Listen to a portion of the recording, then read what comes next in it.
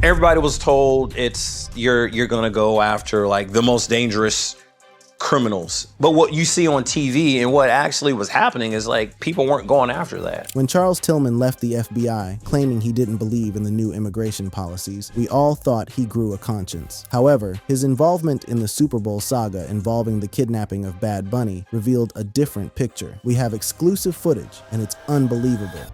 The night the world danced and Washington watched. On February 8th, 2026, over 100 million viewers tuned in to watch the New England Patriots take on the Seattle Seahawks at Levi's Stadium in Santa Clara, California for Super Bowl LX. The Patriots were chasing dynasty redemption. The Seahawks were riding an improbable playoff run. The stakes on the field were enormous, but somehow, impossibly, the conversation that erupted across every social media platform, every group chat, every dinner table, every barbershop and bodega and newsroom in America had almost nothing to do with football. It had everything to do with one man, Benito Antonio Martinez Ocasio, the Puerto Rican reggaeton and Latin trap superstar known to the world as Bad Bunny, and what happened around him before, during, and after he delivered what many are calling the most politically charged halftime performance in Super Bowl history. Bad Bunny headlined the Apple Music Super Bowl LX halftime show, making history as the first artist to deliver a primarily Spanish-language halftime performance in Super Bowl history. The 13-plus minute set was a masterclass in cultural celebration, a high-energy medley of his biggest hits, including Titi Me Pregunto, Yo Perreo Sola, Zafaera, Monaco, and DB Tirar Mas Fotos, all threaded together with nods to Daddy Yankee's Gasolina and Don Omar's Dale. The production was staggering, pyrotechnics erupting from the field, a pink traditional Puerto Rican house known as La Casita, erected at midfield and packed with celebrity cameos, Jessica Alba, Karol G, Pedro Pascal, and Cardi B among them, and dancers moving in synchronized precision across the entire stage. Bad Bunny wore a custom Zara look, minimal cream tones including a collared shirt, tie, and an off-white football jersey bearing the name Ocasio, his real last name, and the number 64, speculated to reference his mother's birth year. The symbolism was layered and deliberate. He closed the performance holding a football inscribed with "Together, we are America," and stood before a billboard that read, "The only thing more powerful than hate is love." He named countries across the Americas one by one, ending with the words, "and my homeland, Puerto Rico." The surprise guests elevated the spectacle into something transcendent. Midway through the set, the stage transformed into a wedding scene, and out from behind a parting couple emerged Lady Gaga, wearing a stunning baby blue gown, adorned with a red floral brooch featuring the maga, Puerto Rico's national flower. She delivered a salsa-infused reimagining of her 2024 hit Die With A Smile that had the entire stadium on its feet before she and Bad Bunny shared an electric salsa dance moment. Later, Ricky Martin joined for Lo Que Le Paso a Hawaii, completing a trifecta of Latin star power that had critics calling it joyful, revolutionary, and a thrilling ode to Boricua pride. Tom Brady posted "amazing" on his Instagram story. Ariana Grande liked multiple posts celebrating the show. Casey Musgraves noted it made her reflect on how far music and culture have come. Adam Sandler and Kerry Washington praised its vibrancy. The celebrity consensus was overwhelmingly positive, but the backlash was immediate and ferocious. Former President Donald Trump took to Truth Social and called the performance one of the worst ever, an abomination with disgusting dancing, and an affront to the greatness of America. Conservative commentators decried the Spanish-language focus as un-American. Petitions circulated calling for the NFL to replace future halftime performers with artists like George Strait or Kid Rock. On X, formerly Twitter, accusations flew that the performance pushed a so-called agenda or lacked traditional masculine energy. A right-wing, all-American alternative show was hastily organized and drew minimal engagement. But here is the part that did not make the highlight reels, the part that the networks did not replay, that the post-game analysts did not break down, and that the NFL has not publicly addressed. This is the part that transforms this story from a culture war skirmish into something far more consequential, something that raises questions about civil liberties, federal overreach, and the politicization of America's most watched annual event. Because what was happening in the tunnels and perimeters of Levi's Stadium that night, and what has since leaked in new footage circulating across social media, suggests that the political machinery that despised Bad Bunny's message was not content to simply criticize it from behind a screen. The infrastructure of immigration enforcement, the very apparatus that Bad Bunny had been vocally opposing for months, was physically present at the Super Bowl. And according to multiple reports and newly surfaced video, agents affiliated with ICE and cooperating federal agencies were operating happening in and around the event in ways that have sparked outrage, disbelief, and a flood of questions about just how far the current administration's enforcement posture extends. We are talking about potential immigration enforcement operations at the single largest televised event in the United States, targeting the crowd of an artist who had been so concerned about this exact scenario that he had canceled an entire American tour to prevent it. To understand why ICE would have any interest in a halftime performer, you need to understand what Bad Bunny had done in the weeks leading up to the Super Bowl, and specifically what he said at the 2026 Grammy Awards just days earlier. Bad Bunny did not just attend the Grammys that weekend. He made history there too, becoming the first Latino artist to win Album of the Year and the first Spanish-language album to ever take that category. And when he took the stage to accept, he did not simply thank his team and walk off. He looked into the camera and said the two words that had become a rallying cry across immigrant communities in America: ICE out, before delivering a message that reverberated far beyond the Crypto.com arena. As Dr. Vanessa Diaz of Loyola Marymount University, a scholar who literally teaches university courses on Bad Bunny and co-authored the book PFR, Bad Bunny and the Sounds of Resistance in Puerto Rico, explained on the podcast The Moment with Jorge Ramos, Bad Bunny spoke in English at that Grammy podium for a very specific reason. He was not addressing his fans. He was addressing the people supporting ICE. He was speaking out and speaking clearly, reminding us that he is who we think he is. He is a figure of resistance. Bad Bunny had already made the decision not to perform concerts in the United States in order to prevent ICE raids against immigrants attending his shows. The Super Bowl was the exception, the one American stage he agreed to take, and the enforcement apparatus, it now appears, took notice. The peanut punch that shook the Bureau, Charles Tillman's war of conscience, to understand the full scope of what was unfolding at the Super Bowl and why newly leaked footage has sent shockwaves across the internet. You have to understand the man at the center of the most explosive whistleblower account to emerge from inside the federal immigration enforcement machine, Charles Peanut Tillman. Tillman is not some anonymous bureaucrat. He is a former Chicago Bears cornerback who played 13 seasons in the NFL, earned 2 Pro Bowl selections, and holds the franchise record for interceptions by a cornerback.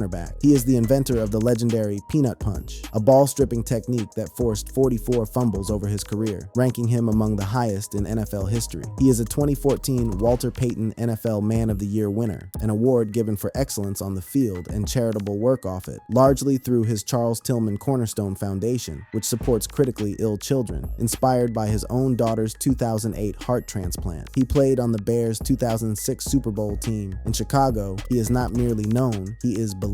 After retiring from football in 2016 at age 36, Tillman did something that surprised many, but made perfect sense to those who knew him. He joined the FBI in 2018, completing the rigorous 20-week training academy at Quantico, Virginia, and served as a special agent in the Chicago field office for approximately 8 years. His interest in law enforcement was not a post-retirement whim. According to ESPN, it dated back to his playing career, during which he occasionally observed and worked alongside law enforcement officials during off-season months. He worked primarily on a Safe Streets task force, investigating drug trafficking, human trafficking, robberies, murders, organized crime, and racketeering. In his final year, he served as a firearms and tactical instructor, training agents in shooting and close quarters combat. He carried an AR-15 style rifle and a 9mm pistol on operations. On the Pivot podcast, Tillman described the kind of work the FBI does that most Americans never see, including foiling domestic terror plots. He recounted how the Bureau infiltrated a group plotting to kidnap the governor of Michigan, using an informant to gather credible intelligence and arresting the conspirators before they could act. Tillman described his FBI tenure in deeply personal terms. He viewed it as a calling, not merely employment, and admired his colleagues for their honor, integrity, and nobility. He highlighted moments of humane treatment, allowing one arrestee to say goodbye to his family, stopping for McDonald's on the way to booking. He responded to the 2022 Highland Park 4th of July parade mass shooting in tactical gear, helped identify the shooter, and called it a very sad day. He participated in the rescue of a trafficking victim. He once raided rapper Lil Reese's home. Reese recognized him, but Tillman downplayed the interaction. This was a man who loved the work, who believed in the mission, who found purpose in protecting people. Then the immigration raids started. In a bombshell feature published January 29, 2026 by The Athletic, reporter Dan Pompey, Tillman revealed that he resigned from the FBI in early 2025, around January, because of the Trump administration's large-scale immigration enforcement push. The trigger was specific. FBI agents in Chicago were notified of an impending crackdown led by White House border czar Tom Homan and TV personality Dr. Phil McGraw, who appeared alongside agents during a Chicago operation. Multi-agency support from the FBI, DEA, ATF, Border Patrol, and U.S. Marshals was expected for what were described as targeted arrests. What Tillman witnessed, however, was something very different from what was promised. Like, you have the ability to refuse an order. Like, just because they say go arrest this person, like, okay, yeah, you're my superior. Like, I don't have to go do that. You can't make me go do that. You know, I'm not in the military. You gave me an order, but I can totally refuse that order. The athletic feature provided even more damning specifics. Tillman described a system driven by quotas, agents directed to arrest nonviolent individuals, including construction workers, simply to meet numbers. There's some guys working on a house outside. Let's go swap them up and it will count for the quota system. He called it politically motivated. He said proper investigative processes that should take months were being compressed into minutes. He understood the dynamics of profiling intimately. As a black man, he had experienced it himself as a child, once being forced to kneel during an encounter with law enforcement. Rather than participate in one particular raid, Tillman made a choice that would define his post-football legacy. He attended his daughter Tessa's basketball game instead. He was guided, he said, by an inner voice asking how he wanted to be remembered. At the end of the day, I want to be on the right side of history when it's all said and done. Do I think they're individuals in the organization? Do they like doing some of the stuff that they're doing? Absolutely not.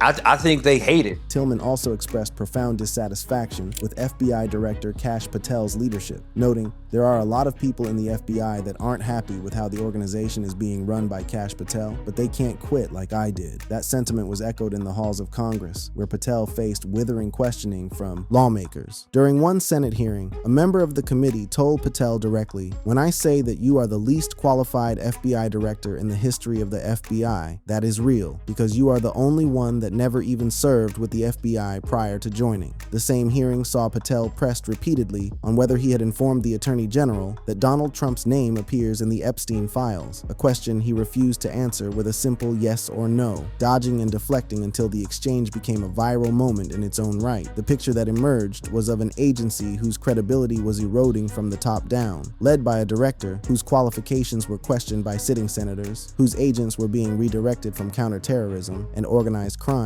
to serve as auxiliary immigration officers, and whose most principled members were either leaving voluntarily or being pushed out. Tillman acknowledged his privilege. The millions earned in his NFL career gave him the financial freedom to walk away. Most agents, he said, did not have that luxury. They were trapped between their conscience and their paycheck, performing duties that violated their moral compass because they simply could not afford to resign. The context of what Tillman was describing was not hypothetical. The early 2025 raids in Chicago were the opening salvo of what would become a sustained, escalating campaign. Raids began in sanctuary cities nationwide almost immediately after inauguration, with hundreds detained or deported in the first week. In Chicago specifically, ICE confirmed enhanced targeted operations by late January 2025. One man was detained while buying tamales near his home. By March 2025, the ACLU filed a lawsuit on behalf of 22 people, including a U.S. citizen, alleging unlawful warrantless arrests. Those early actions set the stage for the far larger Operation Midway Blitz, announced September 8, 2025, named after Katie Abraham, a young woman killed by an undocumented drunk driver in Urbana, Illinois. DHS described it as targeting criminal illegal aliens who had allegedly taken advantage of sanctuary policies under Governor J.B. Pritzker. DHS Secretary Kristi Noem personally visited Chicago to trumpet the operation's progress. But what followed on the ground was something far more sweeping than any press conference suggested. Over 1,000 arrests by early October 2025, climbing to over 3,300 by late fall, with detainees transferred to facilities across 13 states, county jails, private detention centers, and even military-based sites, amid widespread complaints of inhumane conditions. Tactics included helicopters buzzing over residential neighborhoods, agents rappelling from aircraft, flashbangs detonated during nighttime raids, tear gas and pepper spray deployed against protesters and journalists alike, operations conducted within sight of schools and childcare centers, and nighttime home entries where entire families, including children, were zip-tied and held at gunpoint. Neighborhoods like Little Village, The beating heart of Chicago's Mexican-American community saw businesses shutter, churches empty, and streets go quiet as fear permeated every corner of daily life. The most dramatic incident came on September 30th, 2025, a midnight military-style raid on a South Shore apartment complex at 7500 South Shore Drive. Approximately 300 agents stormed the building with the owner's consent, claiming intelligence on Venezuelan gang Tren de Aragua presence. 37 people were arrested, mostly Venezuelan migrants. Court documents revealed the actual focus was immigration violations, not gang activity. Few major criminal charges resulted. U.S. citizens in the building were among those detained. Independent data analysis painted a stark picture. Of over 600 individuals examined in one arrest batch, only 16 had criminal histories. 78% were assessed as low public safety risk. 97% had no criminal record whatsoever. The gap between the rhetoric of targeting the worst of the worst and the reality of who was actually being swept up was enormous, and it was precisely this gap that drove Charles Tillman to resign. The leaked footage, the resistance, and why this is far from over. And this is where every thread converges. At the Super Bowl, on the biggest stage in American sports, with the most politically outspoken Latin artist on the planet, performing to a global audience of over 100 million people. The newly leaked footage, which has been circulating across social media platforms since the night of the game, shows what appears to be federal agents, some identified by viewers and reporters as affiliated with ICE and cooperating agencies, operating in and around Levi's Stadium during the Super Bowl. The footage, captured by attendees and security personnel, shows agents in tactical gear and plain clothes conducting what appear to be immigration-related checks, questioning individuals in the areas surrounding the venue, and, in the most alarming clips, physically detaining people in proximity to the event. Some of the footage shows individuals being approached in parking structures and tailgating areas, asked for identification, and separated from the groups they arrived with. The implication that immigration enforcement operations were being conducted at or near the Super Bowl during Bad Bunny's halftime performance, an artist who had specifically refused to tour the United States to prevent exactly this scenario, has ignited a firestorm. Civil rights attorneys have already begun requesting body camera footage and operational directives. Advocacy organizations are calling for congressional inquiries. And the question now reverberating across the country is whether any public gathering, any concert, any sporting event, any cultural celebration can exist outside the reach of this enforcement apparatus. This is not speculation from the margins. The operational blueprint was already in place. As Tillman himself described, multi-agency enforcement operations involving the FBI, DEA, ATF, Border Patrol, and U.S. Marshals had become standard operating procedure under the current administration. Tom Homan, the White House border czar, had publicly threatened sanctuary cities and personally overseen operations, including appearing alongside Dr. Phil McGraw during a January 2025 Chicago raid. The precedent for enforcement at large gatherings was established. The leaked footage corroborates what immigrant rights organizations had been warning about for months, that no space was safe, that enforcement had expanded beyond neighborhoods and workplaces into cultural events, and that the administration's posture was not merely about policy, it was about sending a message. Consider what was captured in footage from ICE operations that had already gone viral before the Super Bowl even took place. Good, bud. So what's his gig? Who, this guy here in the middle? Hey, step out of the car for us, buddy. Senor. Huh? He's on the phone. He's trying to find the paperwork that he's legal here.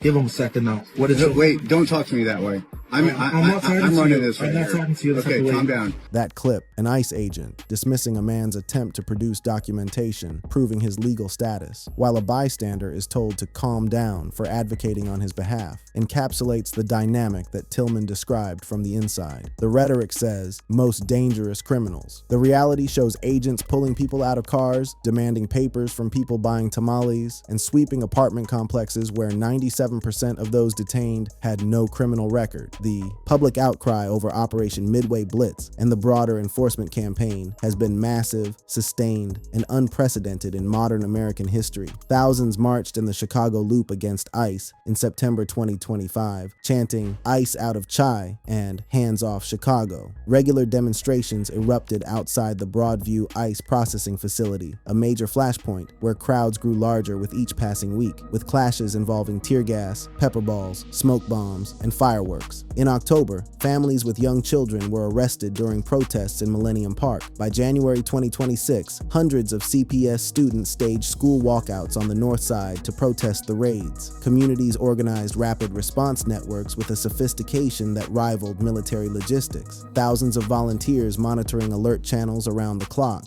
Bike patrols protecting churches and daycares and food pantries. Magic school buses to safely transport children of detained parents to relatives or safe houses. And whistle-blowing alert systems, dubbed Whistlemania, that distributed thousands of whistles so entire blocks could sound the alarm when agents were spotted approaching. Immigrant sub-communities formed their own protection networks. Religious leaders coordinated resources. GoFundMe campaigns and mutual aid funds proliferated. Chicago declared ICE-free zones on city property. Evanston and other municipalities followed with similar ordinances. A new generation of first-time protesters emerged, many of them drawn into activism for the first time in their lives by what they witnessed in their own neighborhoods. The legal front was equally fierce. Illinois sued the Trump administration over enforcement tactics, citing 10th Amendment and APA violations. Federal judges ruled on consent decrees, excessive force, and ordered the release of hundreds detained in potential violation of a 2022 agreement. The ACLU challenged warrantless arrests and documented cases of U.S. citizens wrongfully detained. Fatal shootings occurred, including a September 12th traffic stop and an incident where a U.S. citizen woman was shot 5 times by federal agents, with charges later dropped. The resistance extended to Minneapolis, where in late January 2026, Trump dispatched Tom Homan to manage operations after fatal shootings of U.S. citizens by federal agents during protests. Homan announced a drawdown of 700 agents, leaving approximately 2,000. Jorge Ramos and his daughter Paula Ramos, hosts of the Moment podcast, traveled to Minneapolis and reported firsthand on the intersection of pain and defiance. And it was Dr. Vanessa Diaz who drew the line connecting Puerto Rico's 2019 protests, the Minneapolis resistance, the Chicago crackdowns, and Bad Bunny's role as the cultural thread binding it all together. And I think that's what we're seeing right now. People in the streets of Minneapolis